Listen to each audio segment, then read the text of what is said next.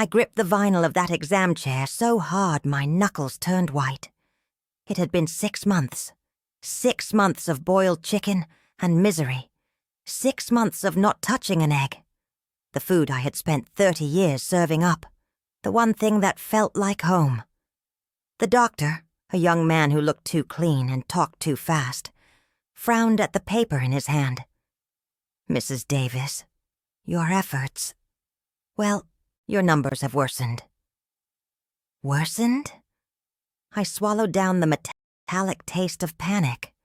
I was 67 years old, and my life was now just a set of terrible numbers. The first time, it was scary. Total cholesterol at 280, LDL at a soaring 190. They told me I was a walking time bomb. They said eggs were the killer. "It's worse now, Maggie," the doctor said, pulling me back to the present. "Total cholesterol is now 295. Your bad cholesterol, the LDL, is at 205. We need immediate aggressive statin therapy. We need to be honest.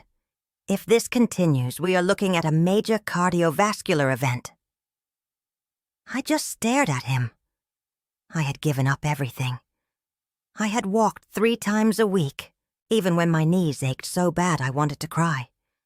I gave up the comfort food that kept me going since George passed 5 years back. Old habits die hard, they say. But I killed those habits dead, all out of fear. And still, I was failing. Worse than failing. When I got home to my small house in Des Moines, I felt truly defeated. That house, that little suburban place, it was the only thing George and I had built together. It held the memories. George always promised we'd finish paying it off so David would have a clean start. Now it felt less like a home, and more like a ticking clock. The equity was $450,000, David reminded me often. My only family was my son David, 40 years old, always strapped for cash, and his wife, Clara. Since George died, David had been my rock, helping with Medicare, checking the bills, always talking about making sure Mom is taken care of. They meant well, I told myself. They must mean well. But their help felt heavy. Every visit felt like an inspection. "Mom, did you use the olive oil?" "No, you used the non-stick spray, Mom. 0 calories." Clara would bark, not unkindly, but with that sharp edge that made me feel like a child caught stealing a cookie.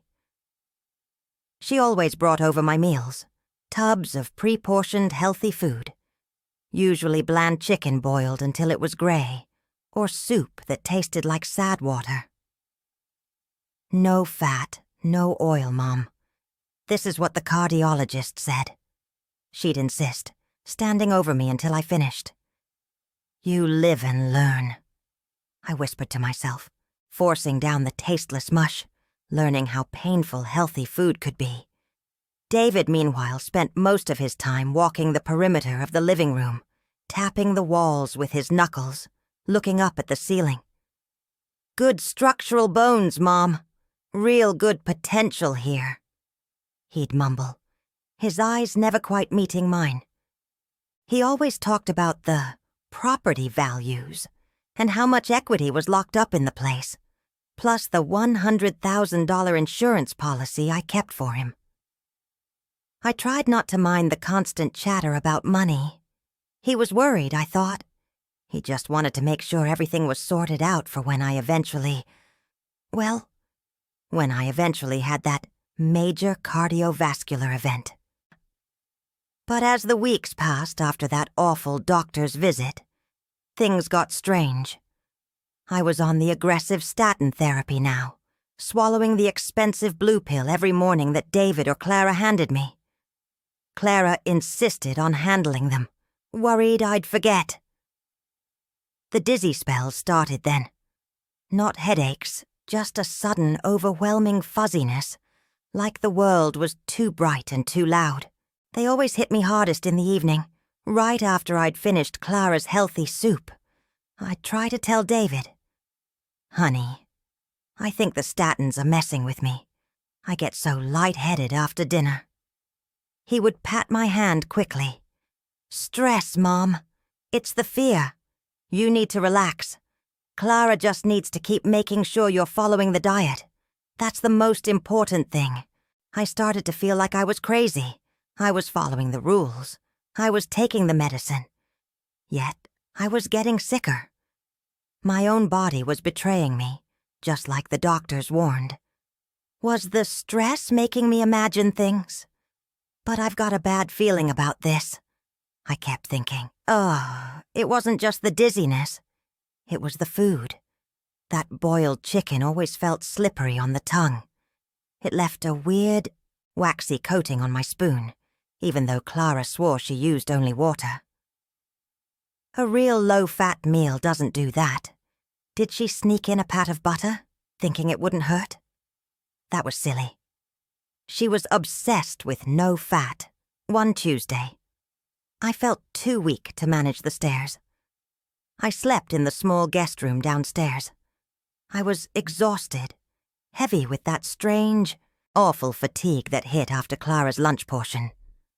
David and Clara came over later, claiming to drop off a fresh batch of my approved, low-fat chicken broth. They were quiet, whispering in the kitchen. The kitchen was just down the hall from the guest room, but usually their voices were soft, muffled by the distance and the noise of the refrigerator. Tonight, though, everything was silent. My blood felt thick and cold.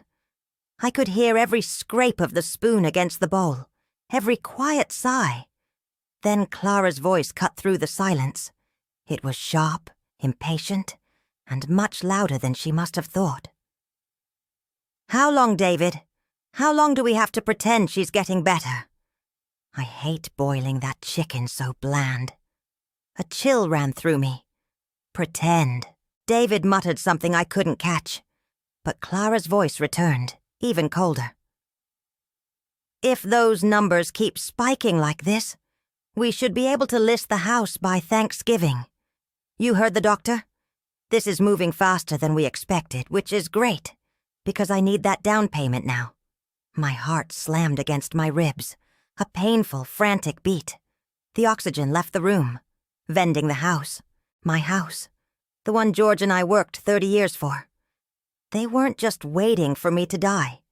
They were timing it. The high cholesterol, the dizziness, the rapid decline, despite my sacrifice, the tapping on the walls. It all clicked into a terrifying picture. They weren't worried about me. They were worried about the closing date. They were rooting for the 295 to become 300. I listened, paralyzed in the dark guest room, gripping the thin bedsheet. My son sighed, a heavy sound that held no regret, no love, just calculation. Then he said the one sentence that froze the blood in my veins. It was quiet, but it hit me like a physical blow. "Just make sure you're careful, Clara. No mistakes this time." I woke up the next morning feeling cold, like I'd been sleeping outside. The words David and Clara had said, "Pretend she's getting better, list the house by Thanksgiving," played over and over. It wasn't a bad dream. It was real. My son, my only boy, wanted me dead for the $450,000 in the house and the insurance money. The fear hadn't left, but it changed. It wasn't the blurry panic of the doctor's office anymore. It was sharp, like a sliver of ice in my heart. I couldn't just sit there and wait for them to finish the job. I had to start acting.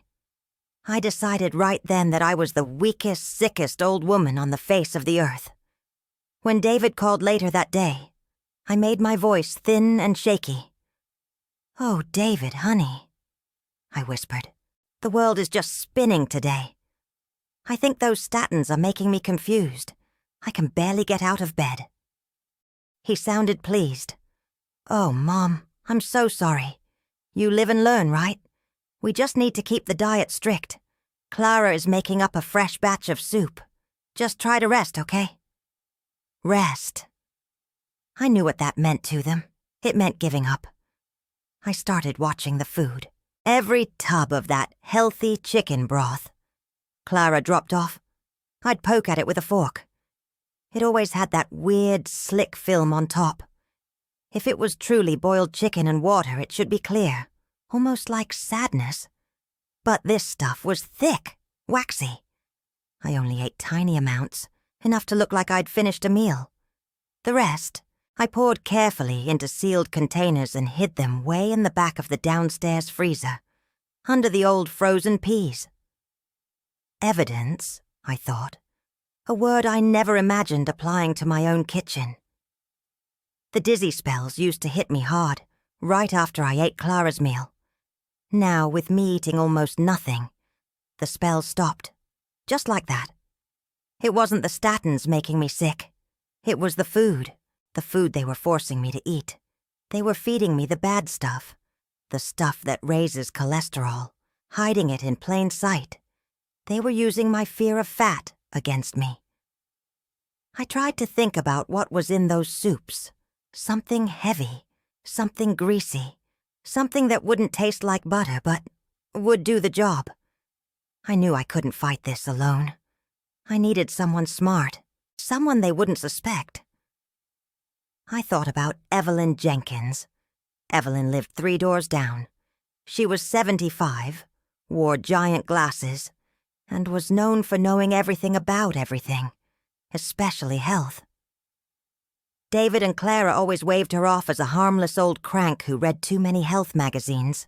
That made her perfect. I waited until David and Clara were gone for the day. My heart was pounding, but I managed to drive the short distance to Evelyn's house. I sat in her bright, clean kitchen, surrounded by stacks of magazines about heart health and vitamins. I didn't even try to hold back. I cried, ugly, shaking sobs, telling her everything. The 295 cholesterol, the dizzy spells, stopping when I stopped eating their food, and the terrible conversation I overheard. Evelyn listened, silent as a stone, her sharp eyes boring into mine. When I finished, she didn't offer a hug or a tissue. She just put her hand on a stack of pamphlets. "Maggie," she said, her voice dry and steady. "They aren't trying to manage your cholesterol. They're trying to raise it fast enough to kill you before Thanksgiving." The bluntness of it took my breath away. Evelyn slid a pamphlet across the table. It was titled 2019 AHAACC Guidelines, The Truth About Dietary Cholesterol. "Look here, Maggie." She tapped a section with a neat, manicured finger. For years, doctors blamed dietary cholesterol, the cholesterol in food, like eggs. But that rule changed years ago. Modern medicine knows now that for most people, the cholesterol you eat doesn't raise your LDL, your bad cholesterol, much at all. The real killer is saturated fat, things like lard, vegetable shortening, heavy cream, the stuff that makes food taste rich, even when it's flavorless boiled chicken. A chilling understanding washed over me. Eggs weren't the enemy. Saturated fat was. And Clara was obsessed with me eating bland, low-fat food. But if that broth left a waxy film, it wasn't low-fat at all. "They're using old advice, blaming the eggs you love, as a smokescreen," Evelyn explained, her voice low. "Then they slip you pure saturated fat in tasteless meals. The worst kind of fat, guaranteed to push your LDL past 205, just like they wanted." I felt sick, truly sick. David knew this. He was smart. He helped me with Medicare. He was intentionally feeding me poison. "I have to prove it, Evelyn. I have to know exactly what's in that soup." Evelyn smiled, not a kind smile, but a calculating one. "Of course, and you also need proof of their plotting." She produced 2 things. First, a tiny voice-activated recording pen hidden inside a cheap plastic keychain. Leave this near where they talk. It records everything. Second, she showed me how to test the soup. It was simple. I took one of the containers of chicken broth I had frozen and let it sit out. When it was cool, Evelyn pointed to the side. Sure enough, a thick, white, greasy layer had solidified right at the top. Lard. Or something worse. Hidden in my healthy food. That waxy film you noticed? That's pure saturated fat, Maggie. Evelyn confirmed. It's brilliant, really. Who suspects boiled chicken broth? The pain of the betrayal was worse than any chest pain I could imagine. It wasn't a mistake. It wasn't negligence. It was calculated murder by my own flesh and blood. The apple doesn't fall far from the tree, I thought bitterly, realizing David was taking after the worst, greediest parts of his in-laws, not the kind man George was. The discovery gave me cold, furious determination. I went home. I placed the recorder behind the clock on the mantelpiece, right in the center of the living room. I took a deep breath and began to play the sick patient again. The next few days were torture. Every time David and Clara visited, I was slower, weaker, and more confused. I pretended to struggle with the pills Clara handed me. My statins. "Oh, sweetie, are these the blue ones?" I'd ask, holding the small pill in the light. "Yes, Mom." Clara would sigh, impatient. "They're expensive, so don't drop them. You need one every morning." I swallowed the pill she gave me. But later, in private, I spit it into a small cloth, carefully wrapping it up. They were smooth, cheap-looking white pills. Not the expensive, shiny blue Lipitor the doctor had prescribed. I checked my real prescription bottle later. The blue pills were still there, nearly full. They had been swapping my medication. The fake pills, the placebos. Ensured that even if I suddenly started eating healthy food on my own, the LDL would never drop. They had covered every angle. I sealed the fake pills in a small plastic baggie and put them next to the frozen broth. My evidence collection was growing. That evening, I finally caught them. I was supposed to be resting upstairs, but I crept down and hid in the laundry room, which had a thin wall next to the kitchen. The keychain recorder was doing its job on the mantel. I heard David's voice, sharp with annoyance. "The notary is confirmed for Friday, 2 days before Thanksgiving." We told Mom it was just signing updated insurance forms. "But it's the deed." Clara scoffed. "She's not going to argue. She's barely coherent." "Did you see her today? She thought it was Tuesday." "We need to push the total cholesterol above 300 before Friday. Otherwise, if she dies naturally later, probate takes too long." David lowered his voice, but the recorder caught it perfectly. "I've been mixing the beef tallow into the broth. It has 4 times the saturated fat of butter. She should be hitting the danger zone by tomorrow. We need that 450,000 by next week, Clara. No mistakes. Beef tallow, lard, hidden in my low-fat broth. A cold, thick fat that would solidify in my arteries just like it did in the bowl." My hands shook, but I gripped the doorframe. My heart wasn't pounding frantically anymore. It was beating with a slow, powerful rage. They wanted me dead by Thanksgiving. They had replaced my medicine with sugar pills. They were feeding me the worst possible poison. The grief hit me then, a physical weight. My son, my little boy, the one I taught how to scramble an egg. He was trying to murder me for money. The realization was pure, devastating pain.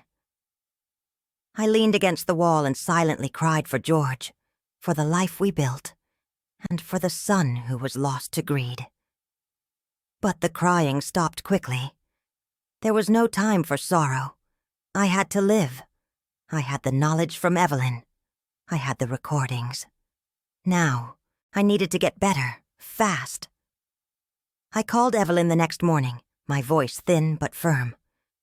"I need the plan, Evelyn. The real plan. How do I fix this?" Evelyn came over immediately, bustling with purpose.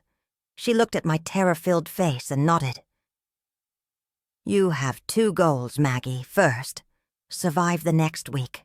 Second, get proof of your recovery." She pulled out her notebook, flipping to a page she'd marked. "We are going to reverse the damage they did by using the exact things they told you to fear. The truth is, the very eggs you missed are your ticket to recovery." She explained it simply. "The bad cholesterol is LDL. You want to raise your good cholesterol, HDL. HDL acts like a cleanup crew, scrubbing the bad fat out of your arteries.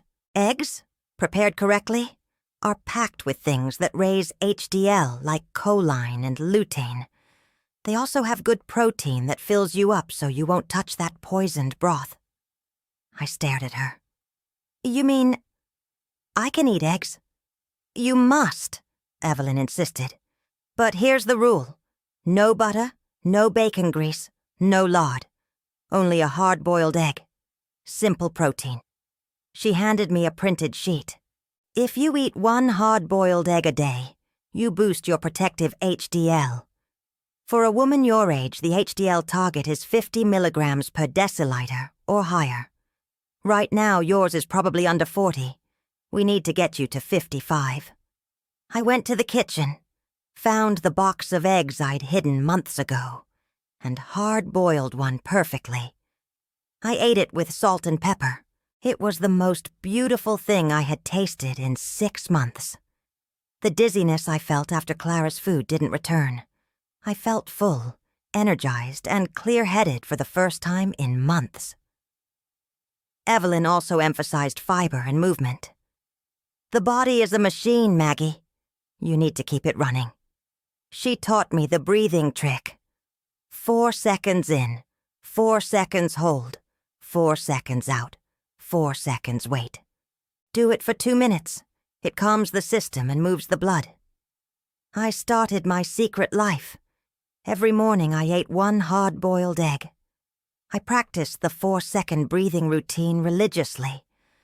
I still used my cane when David and Clara were around, dragging my feet, pretending I couldn't focus. I made sure to cough dramatically when they walked in. But the moment they left, I was in the backyard, doing my walking loops. I was taking back my health, 1 hard-boiled egg at a time. I needed proof. Hard proof that I was recovering. David and Clara were using my bad numbers against me. I needed good numbers to use against them. 3 weeks after starting the secret egg diet, I drove 50 miles outside Des Moines to a different town, using George's old truck they never checked. I went to a private lab, paid cash, and got a new lipid panel. The wait was agonizing. 2 days later, I drove back and picked up the envelope. My hands shook as I opened it. The numbers were there, black and white. Total cholesterol, 240 milligrams per deciliter, a drop of 55 points. More importantly, my protective HDL, the good cholesterol, was 55 milligrams per deciliter. I had hit Evelyn's target. I was better. The eggs worked. I wasn't dying. I was fighting back. I printed copies of the lab results and sealed them in a folder. I added the baggie of fake pills, the recording of their confession, and Evelyn's signed affidavit. I drove to the bank and rented a safe deposit box, listing Evelyn as the emergency contact. Better safe than sorry, I thought. If they succeeded, the police would still find the evidence. I went back to the house and prepared for Friday. David and Clara were ecstatic. They brought over giant boxes of food, planning the Thanksgiving feast, which I knew was their celebratory meal. "Mom, you look a little pale," Clara said, inspecting me, her eyes narrow. I made my voice weak. "Just tired, dear. I'll just rest until the notary comes tomorrow morning. It's hard to stay focused." "That's fine, Mom," David said, patting my hand, the same hand he was trying to bury. "We'll handle everything. Just sign where the notary points. It's simple paperwork." I nodded slowly, playing the part. I went upstairs, but I didn't rest. I showered, changed, and put on the best dress I owned. I heard them talking downstairs, preparing their final move. David was on the phone. "Yes, 10 a.m. sharp. She's ready. She won't argue. We'll have the house listed before the end of the day." I checked the time. It was 8 p.m. 12 hours until David and Clara thought they would become $500,000 richer. 12 hours until they thought I would be signing my own death certificate. I slipped out of my room and walked down the hallway, not using the cane. My step was firm. My mind was sharp. I paused at the bottom of the stairs, listening. They were in the kitchen, laughing, a harsh, hollow sound. "It's over, David. She's too weak to fight." Clara's voice floated through the air, full of wicked triumph. "We did it. By this time next week, we'll have the 450,000 house and the 100,000 policy." My heart hammered a steady, strong rhythm, a rhythm that proved they had failed. I gripped the cold brass door handle, my 55 HDL coursing through my veins, my strategy complete. I took a deep breath, the clean, cool air filling my lungs. Then I pushed the kitchen door open, letting the sound echo through the sudden, startled silence. I looked straight at my son and his wife, knowing that I wasn't signing the papers tomorrow. I was exposing the crime. "Before we continue, tell me where you're watching from. I'd love to know how far this story will travel." Friday morning was sharp and bright, 2 days before Thanksgiving. David and Clara were waiting in the living room, their eyes glittering with impatience and false cheer. The mahogany table was crowded with their closing documents, ready for the notary. It was exactly 10 a.m. when the doorbell rang. Clara, who had been smoothing wrinkles from her expensive slacks, rushed to the door. David watched, his grin wide, the predator ready for the kill.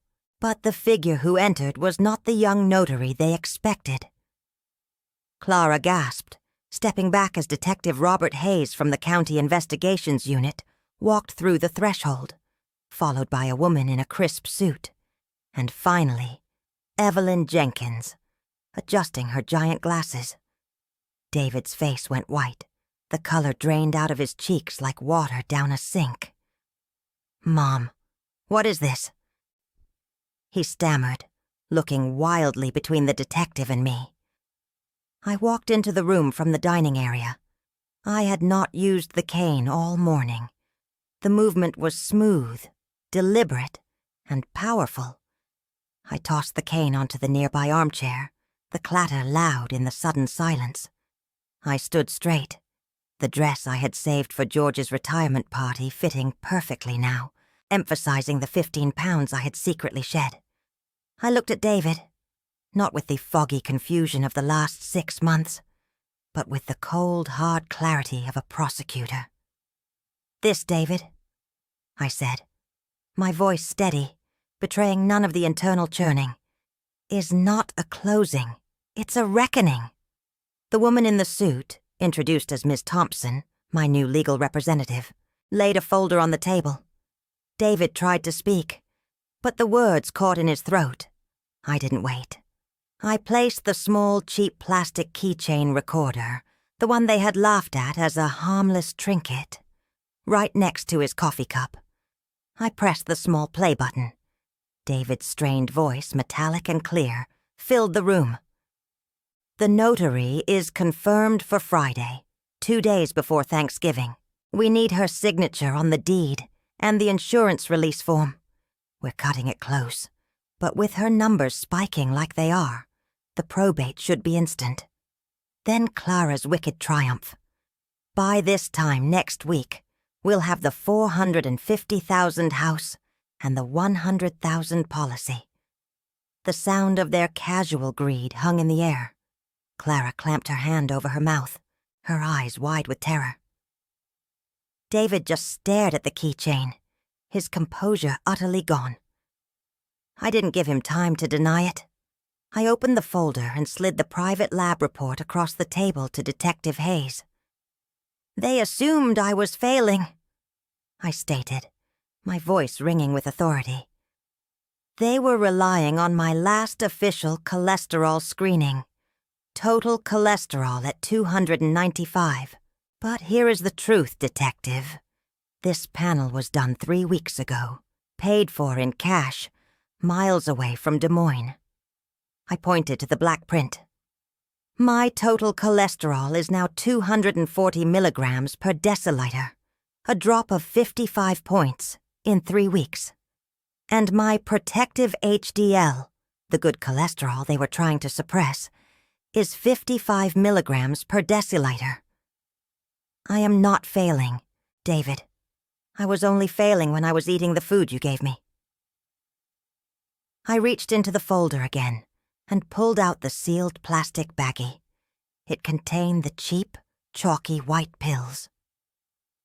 "These are not Lipitor, my prescribed statins," I explained, holding them up for the detective. "The actual pills are expensive and blue. These are placebos. They ensured that even if my diet somehow improved, my numbers never would." Evelyn, my steadfast neighbor, stepped forward then, placing a printout of the current AHA guidelines next to the pills. They were using outdated medical myths, blaming Maggie's love for eggs as a smokescreen. While Maggie starved herself of necessary protein, they intentionally fed her large quantities of beef tallow, a saturated fat guaranteed to maximize the rise of her LDL, pushing her toward a major cardiovascular event. They were poisoning her with food they insisted was healthy. David finally found his voice, high-pitched and hysterical. He lunged across the table, knocking the papers aside. "Mom, I'm your son. You can't do this to me. You are putting your own son in prison. We were desperate. You're supposed to take care of me." Tears streamed down his face, genuine tears of panic. But I saw only the calculation in his eyes. He was begging for mercy, not forgiveness. I looked at the man struggling against the table. My voice was low, hard, and colder than any winter in Iowa. "I spent 30 years serving eggs, trying to build a good life for you. I worked so hard for that $450,000 equity." I paused, letting the silence expand. "You tried to murder me with beef fat and sugar pills for that money. You stopped being my son the moment you timed my death for Thanksgiving."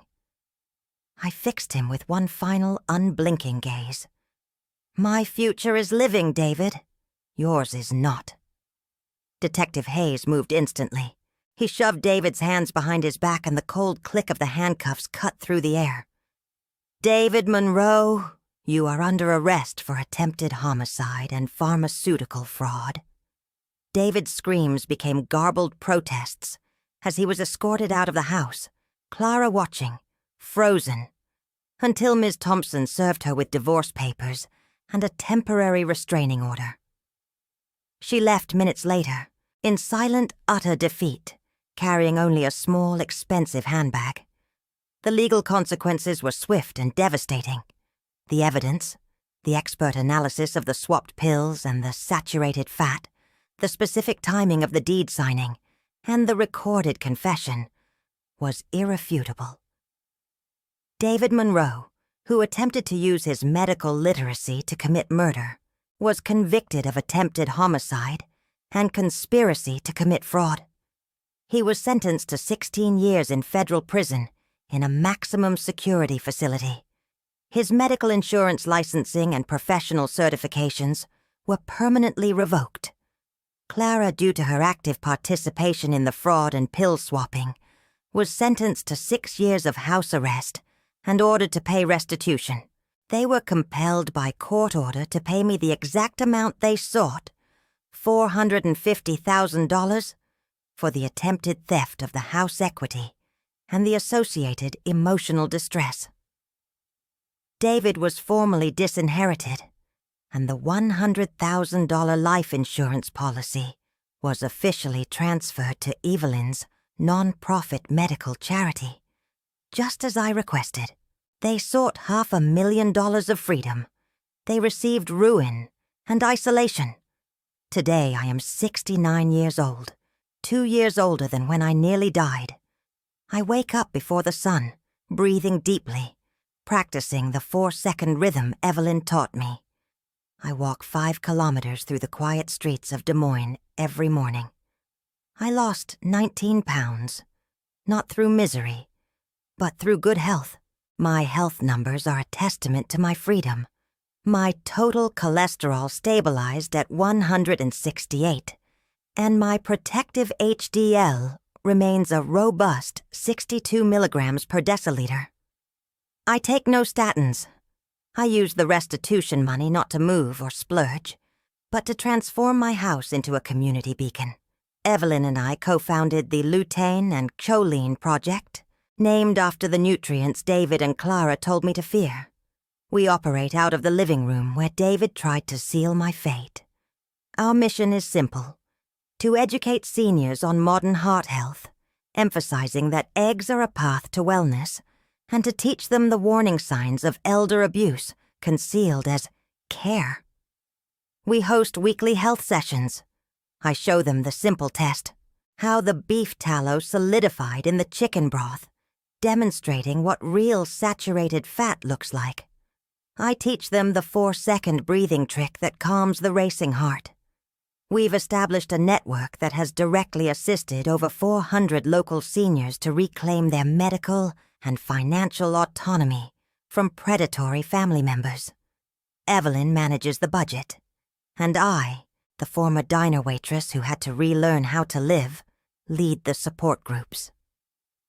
Sometimes when the house is full of laughter and the sound of 70-year-olds swapping advice on fiber intake and hard-boiled egg recipes, I pause. I think about the frightened, confused woman I was, who believed her own body was betraying her. Today I know the betrayal came from outside, masked by false love and bland chicken soup. My body, my strong heart, was fighting for me the whole time. It only needed the right fuel to win. David wanted me dead to finance his life. He wanted the house equity and the insurance money. Instead, I used his crime money to build a haven, a place where vulnerability is acknowledged and strength is found through knowledge. Evelyn sits beside me now, reviewing the schedule for our next awareness workshop. The quiet victory I feel is more profound than any noisy celebration. David thought he could bury me with an outdated lie about food, a lie he weaponized with $450,000 of desperation. The man who tried to kill me, my only son, is serving his time, stripped of everything. And I, the old woman he counted out, I'm now the healthiest, happiest version of myself. The most complete vengeance is the one that is achieved not through death, but through life. And the victory I found was quiet, hard-won, and fueled by the very eggs he forbid. I learned that the strongest revenge is simply to keep living, and to teach others how to do the same. And if you stayed with me until the end, leave a comment letting me know what you thought of the story and what kinds of stories you'd like to read more of. Thank you so much for being here. See you in the next emotional story.